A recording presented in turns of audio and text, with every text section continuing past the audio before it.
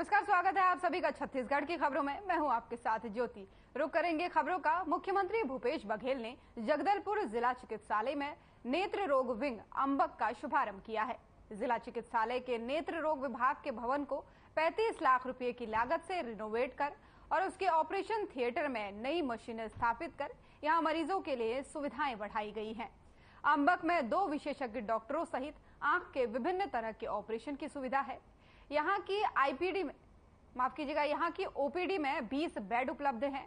तो वहीं उप मुख्यमंत्री और स्वास्थ्य मंत्री टीएस सिंहदेव और वाणिज्य एवं उद्योग मंत्री कवासी लखमा भी शुभारंभ कार्यक्रम में शामिल हुए।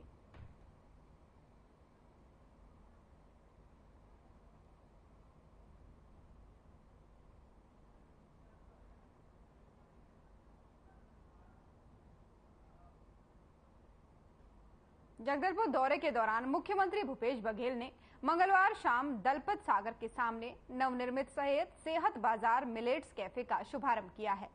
इस अवसर पर मुख्यमंत्री ने उप मुख्यमंत्री ने तमाम व्यंजन का आनंद लिया। वहीं मुख्यमंत्री ने कैफे संचालक महिलाओं से चर्चा कर उन्हें शुभकामनाएं भी दी। साथ ही सीएम ने मिलेट्स में बने उत्पादों की सराहना भी की। आपको बता दें कि सेहत बाजार का संचालन मॉम्स फूड संस्था जगदलपुर की तरफ से किया जा रहा है।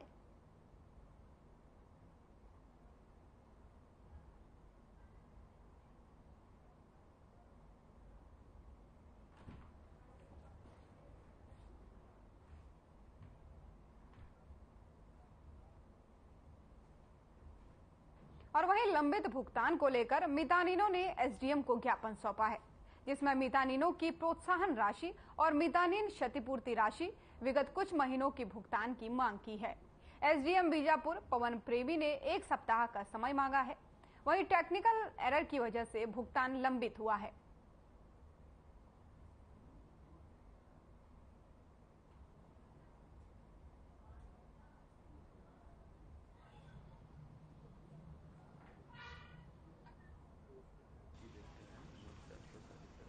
चलो भाई।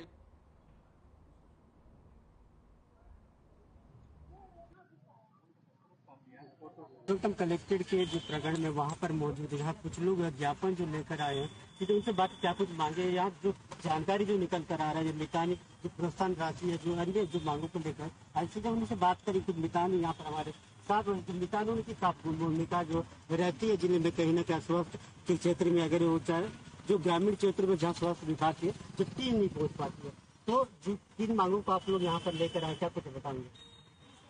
4 महीना हो गया है, अभी 5वां रनिंग है कि हमें प्रोत्साहन राशि और नहीं मिला है। उसके चलते हमें बहुत ज़्यादा दिक्कत हो रही है, क्योंकि हमें जो अर्बन के हैं, हमको अर्बन के हैं मितानी, तो हमको फिल करने में स्कूटी वगैरह ये सब चीज़ ऑटो का भी हमको डीजल या फिर पेट्रोल ऑटो किराया करके जाना पड़ता है।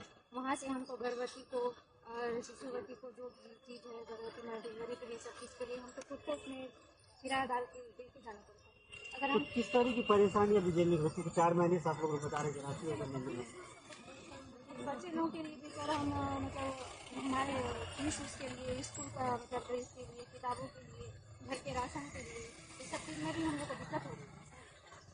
बिल्कुल आपने सुना। और अध्यक्ष जी इनके जो है यहाँ पर मतलब उनसे भी बात करने की कोशिश करेंगे। जब मैडम सबसे पहले बताइए कि आखिर किस तरह की आपको परेशानी पेश करना पड़ा, आपको क्या कुछ मांगों को लेकर आप लोग यहाँ पर आए? मांग तो ऐसे कुछ नहीं है सर। हम लोग का जो 4 महीने का मितानी का प्रोत्साहन राशि है और हम लोग का क्षतिपूर्ति है।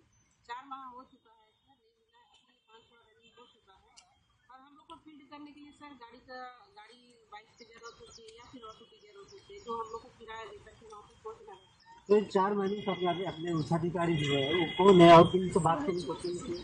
सर सीएम सर से भी बात कर चुके हैं, उसके बाद डिफेंस सर से भी बात की। क्या कुछ किया ना? तो डिफेंस सर हम लोग को 1 हफ्ते का टाइम दिए थे, तो 1 हफ्ता बीत चुका है सर, तो पेमेंट अभी तक नहीं मिला है, इसीलिए हम लोगों को कलेक्टर सर से मिलने के लिए आप बता रहे थे कि यहाँ से पटना में आप आए हैं, वो उस क्षेत्र में किस तरह की स्थितियाँ फेस करना पड़ता है आप लोगों को? देखिए कहीं रोजगार की जो है एक जायरात और सरकार की तो पिछले दिनों चालू हुआ था, लेकिन जैसे 4 महीने का आपको पैसा नहीं मिला, तो इन दिनों में किस तरह फेस करना पड़ रहा है? पटना में क्या स्थितियाँ हैं? बाकी राज्यों में बाकी जिला में तो सब जगह मिला है सर। जैसे हमारे बीजापुर जिला है, इसी में हम लोग को ना नहीं दिया जा रहा है। हमारा पैसा आया है, लेकिन पता नहीं हम लोग को किस कारण वजह से हमको नहीं दिया जा रहा है। फिर भी हम काम कर ही रहे हैं सर। हम लोग हर डेली का हम फील्ड जाते हैं, जो भी समस्या है गांव का, फिर हम लोग जाके आगे तक पहुंचाते हैं सर। और हम लोग को जैसे वहाँ तक पहुंचने के लिए बहुत दिक्कत झेलना पड़ता है सर। हम लोग को हमारे पास अभी तो पैसा नहीं है, हम लोग कैसे करके हम लोग वहाँ तक पहुँचेंगे। इसी वजह से हम लोग कलेक्टर सर के यहाँ मिलने के लिए आए कि हमारे क्षतिपूर्ति हमको दिया जाए तो हम काम करेंगे। अभी आने वाला मिशन मिल रहा था, इसलिए हम लोग कैसे काम करेंगे सर। हमारे पास पैसा नहीं है, हम लोग काम नहीं करेंगे। जब तक हमारा पैसा नहीं मिलेगा हम काम नहीं करेंगे। जी बिल्कुल, ये जो स्थिति है बीजापुर जिले की है, जो 4 महीने से इनकी प्रोत्साहन राशि जो ये नहीं मिला, ये वजह ये उच्च अधिकारी को अवगत करानी है। किसी को मांग नहीं है, जो पहले राशि जो मिलता था इन्हीं मांगों को लेकर यहाँ आ रही है। किसी के लिए रामचंद्र मेरे रिपोर्ट बीजापुर।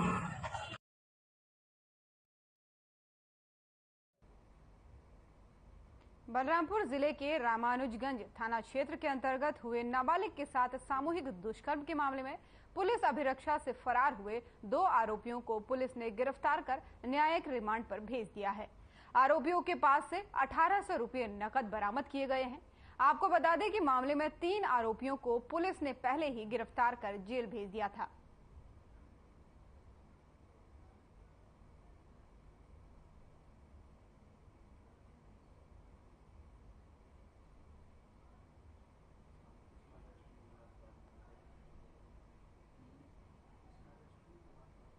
भारतीय दंड विधान और 6 पॉक्सो एक्ट के तहत अपराध पंजीबद्ध किया गया था।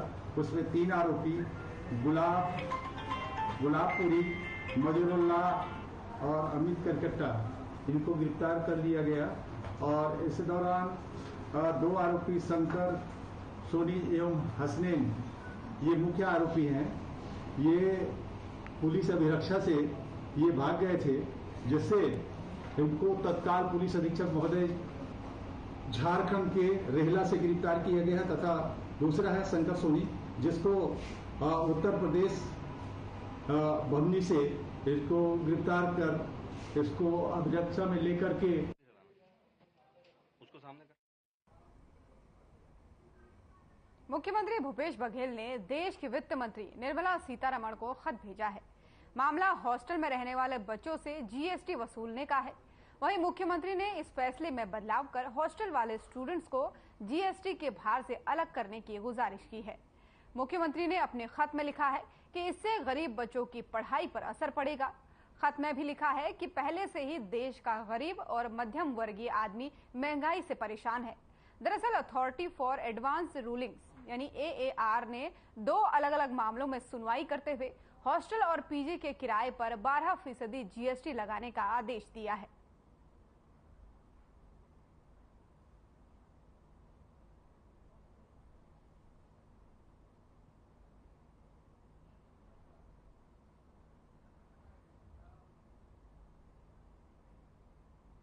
रायपुर में मुख्यमंत्री भूपेश बघेल ने दास्ताने आजादी कार्यक्रम में शिरकत की है।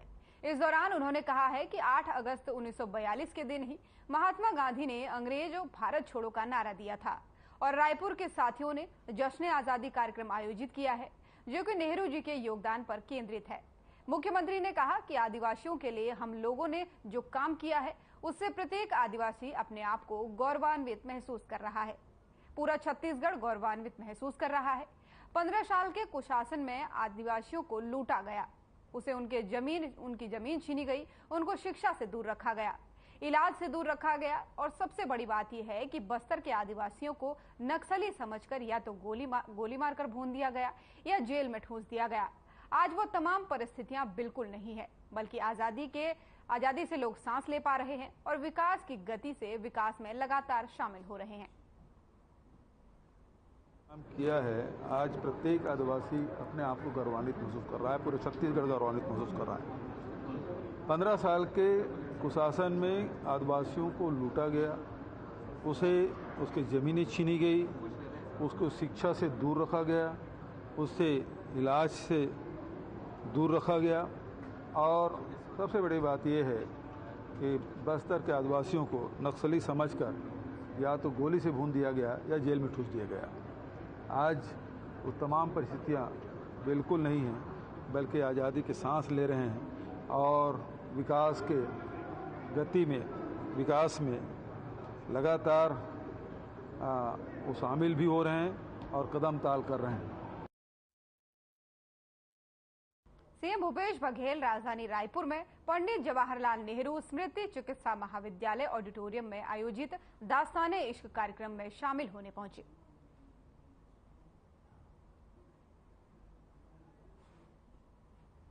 तो खबर रायपुर से आपको बता रहे हैं, जहां दास्ताने आजादी कार्यक्रम में मुख्यमंत्री भूपेश बघेल शामिल होने पहुंचे। इस दौरान उन्होंने संबोधित भी किया और उन्होंने पिछली सरकारों पर इस दौरान निशाना भी साधा। उन्होंने कहा कि यहाँ के जो आदिवासी क्षेत्र हैं, पहले उनको गोलियों से भून दिया जाता था, लेकिन वर्तमान में ऐसी स्थिति नहीं है। हमारी सरकार आदिवासियों पर विशेष फोकस करके उनके विकास का काम कर रही है और साथ ही साथ प्रदेश में भी विकास के कार्य हो रहे हैं।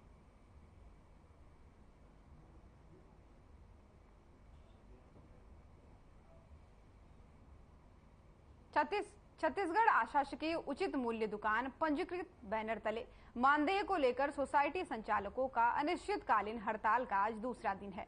6 अगस्त से चिटकराज वार्ड क्रमांक 14 बीजापुर से 6 सूत्री मांगों को लेकर धरने पर बैठे हैं। वहीं अनिश्चितकालीन हड़ताल पर समूह, पंचायत, एसएचजी, मार्केटिंग, लैंप्स और अन्य समिति अपनी मांगों को लेकर अड़े हैं। हड़ताल के दूसरे दिन प्रशासन ने तोयनार सोसाइटी की निलंबन की कार्रवाई की, जिससे संगठन नाराज है। नाम है हमीदा बेगम, मैं महिला की जिला अध्यक्ष हूँ संगठन की। और हमारी मांगे हैं कि मानदेय दिया जाए या कमीशन राशि बढ़ाया जाए। इस कारण हम निश्चितकालीन हड़ताल में बैठे हुए हैं। सर्वविदित है, हमने प्रथम चरण में 1 तारीख से अगर 5 तारीख तक सरकार को अल्टीमेटम दिया था कि हमारे 6 सूत्री मांगों पर विचार करें, अन्यथा हम 6 तारीख से अनिश्चितकालीन धरना प्रदर्शन पर जाएंगे। तो सरकार ने हमारी मांगों पर विचार नहीं किया। उसके फलस्वरूप हमें 6 तारीख से यानी परसों से अनिश्चित धरना प्रदर्शन करने पर मजबूर होना पड़ा। हमने विधिवत बीजापुर अनुविभाग अधिकारी से 1 तारीख को धरना प्रदर्शन हेतु आवेदन लगाया था। उन्होंने हमें 3 तारीख को अनुमति भी दिया। बीजापुर में पीडीएस दुकान संचालकों के द्वारा 6 अगस्त से अनिश्चितकालीन हड़ताल करने की सूचना प्राप्त हुई है।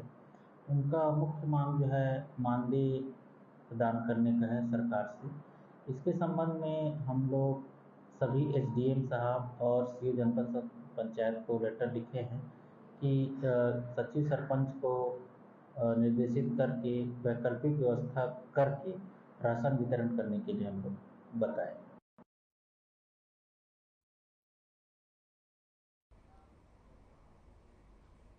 संसदीय सचिव और जगदलपुर विधायक रेखचंद जैन ने ब्लॉक के भाटागुड़ा में हितग्राहियों को संचालित योजनाओं की जानकारी दी है। साथ ही उन्होंने हितग्राहियों के फॉर्म भी भरे हैं। उनके साथ भूपेश हैं तो भरोसा है के नारे लगाए। बता दें कि वे जगदलपुर ब्लॉक के भाटागुड़ा पशुधन विकास विभाग के कार्यक्रम में सम्मिलित होने पहुंचे थे। इस दौरान कार्यक्रम को लेकर हितग्राहियों में अत्यधिक उत्साह नजर आया। उन्हें राज्य सरकार की लोक कल्याणकारी योजनाओं की पुस्तक भी वितरित की गई।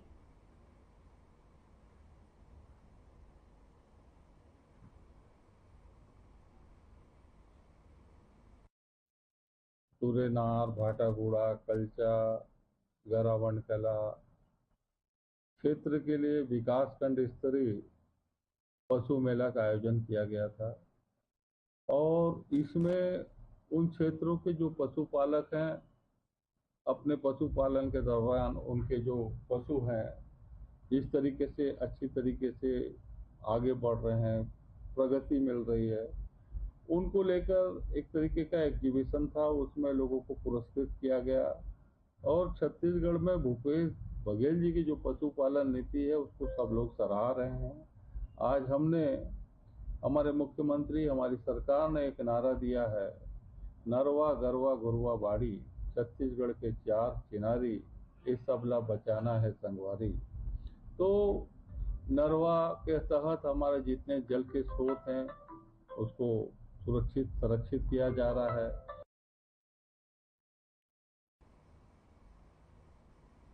और वहीं जगदलपुर शहर से गांव तक मुख्यमंत्री भूपेश बघेल के द्वारा चलाई जा रही योजनाओं का जुनून लोगों के सिर चढ़कर ऐसे बोल रहा है कि वे योजनाओं का गुणगान कर रहे हैं। पहले राज्य सरकार की योजनाओं से लाभान्वित हो रहे युवा और महिलाएं सीएम के कसीदे पढ़ रहे थे। अब बुजुर्ग भी मुख्यमंत्री भूपेश बघेल की योजनाओं का जमकर बखान कर रहे हैं। दरअसल जगदलपुर ब्लॉक के उलनार से आए 97 साल के बुजुर्ग रामू ने कहा कि भूपेश हैं तो भरोसा है। वे सरपंच वर्मा पुजारी और ग्रामीणों के साथ जगदलपुर विधायक रेखचंद जैन के कार्यालय में पहुंचे। उन्होंने कहा कि वे राज्य सरकार की कृषि क्षेत्र में मिलने वाली योजनाओं के लाभार्थी हैं। जैन ने उन्हें और उनके साथ आए ग्रामीणों को किसान ऋण माफी, धान के समर्थन मूल्य, गोठान, वनोपज, स्वास्थ्य, शिक्षा आदि योजनाओं के बारे में विस्तार से बताकर मिलने वाले लाभ की जानकारी दी। साथ ही गांव के अन्य लोगों को प्रेरित करने की अपील की।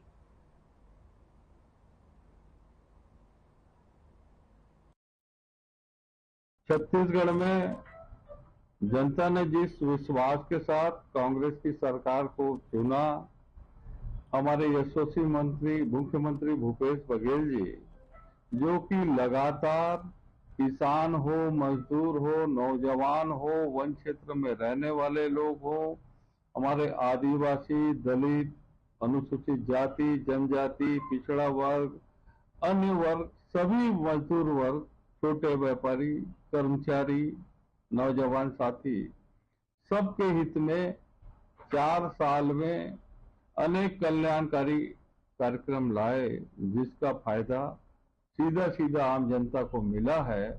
और कांग्रेस पार्टी के हम सभी लोग अभी हमारे लोगों के बीच जा रहे हैं। हमारी 4.5 साल की उपलब्धियों को लेकर हमने उनसे बात की है, तो हमारी योजनाओं का फायदा सीधा सीधा हितग्राहियों को मिला है।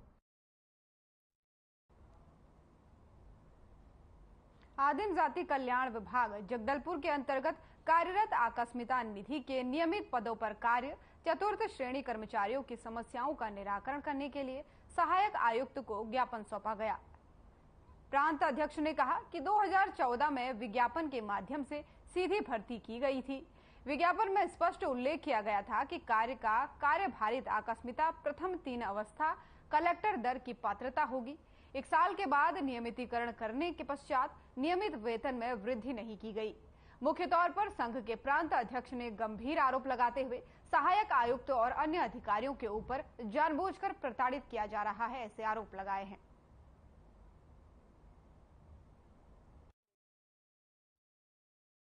आज हम सहायक आयुक्त को ज्ञापन देने आए हैं, साथ ही कलेक्टर, कमिश्नर और माननीय लखेश्वर बघेल प्राधिकरण के अध्यक्ष को। हमारी समस्या 5 साल से यथावत पड़ा है। 2014 सीधी भर्ती शासन द्वारा किया गया, उसमें कार्यभारित आकस्मिकता निधि कलेक्टर दर के पद पर 3 वर्ष की सेवा पूर्ण करने के उपरांत उन्हें अस्थायी नियमित वेतनमान की पात्रता होगी।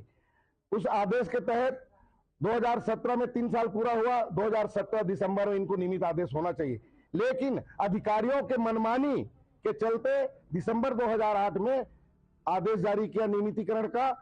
आदेश 17 से ही लागू हुआ, लेकिन तनख्वाह बना जो 2018 में आदेश के बाद, तो मई 2019 में। इस प्रकार 16 से 17 माह हमारा कलेक्टर दर के अतिरिक्त वेतन का अंतर राशि हमें आज तक नहीं मिला।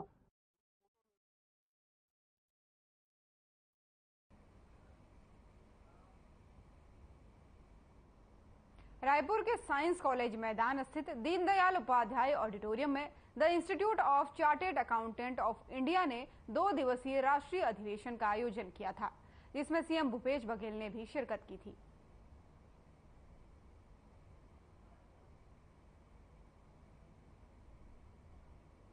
महत्वपूर्ण बात यह है कि कोई भी क्षेत्र हो, उसके लिए वातावरण बनाना। चाहे आप स्कूल कॉलेज में हैं, यदि पढ़ाई का वातावरण उस कैंपस में नहीं हुआ, वह कैंपस बहुत जल्दी खाली हो जाएगा, या उसके बारे में, उस कैंपस के बारे में बहुत अच्छी अवधारणा नहीं रहेगी। घर में यदि पढ़ाई का वातावरण नहीं रहेगा, तो कितना भी कुशाग्र बुद्धि का बच्चा हो, वो अपनी क्षमता के हिसाब से प्रदर्शन नहीं कर पाएगा। इसलिए चाहे घर में हो चाहे कैंपस में वातावरण देने का आवश्यकता है। उसी प्रकार से जैसे गर्ग साहब ने बहुत अच्छी बातें कही कि आज देश में गांव में सबसे बड़ा जो नुकसान हुआ है, वैसे तो पलायन हर प्रदेश में, हर क्षेत्र में, हर समाज में देखने को मिलता है। एक जो माइग्रेशन है जो बुद्धिजीवियों का है, जो हमारी बौद्धिक संपदा है उसका पलायन, दूसरा पलायन मजदूरों का, हमारी छत्तीसगढ़ में मजदूरों का पलायन ज्यादा हुआ। लेकिन पूरे देश में हम देखें तो बौद्धिक संपदा का जो पलायन गांव से निकल के शहरों में या देश या विदेश में हुआ है, उसके कारण से देश ग्रामीण क्षेत्र है वो खोखला हुआ है। क्यों?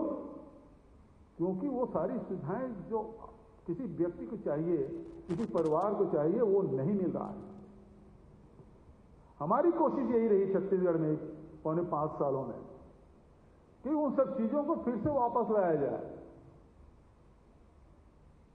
तो 5 साल जो हम लोग काम किए, चाहे राजीव गांधी किसान न्याय योजना हो, भूमिहीन श्रमिक न्याय योजना हो, गोधन न्याय योजना हो, तो अंतर क्या आया? अंतर यह आया कि 5 साल पहले 12 लाख किसान ही सोसाइटियों में धान बेचने की रजिस्टर करते थे। आज वो किसानों की संख्या 26 लाख हो गई। इसका मतलब यह है कि जो गांव में खेती किसानी जमीन तो थी लेकिन छोड़ दिए थे, आज 12 लाख की जगह 14 लाख लोग, मतलब 12 + 14 गांव में लौटा हुआ है। 26 लाख किसान आज धान बेच रहे हैं।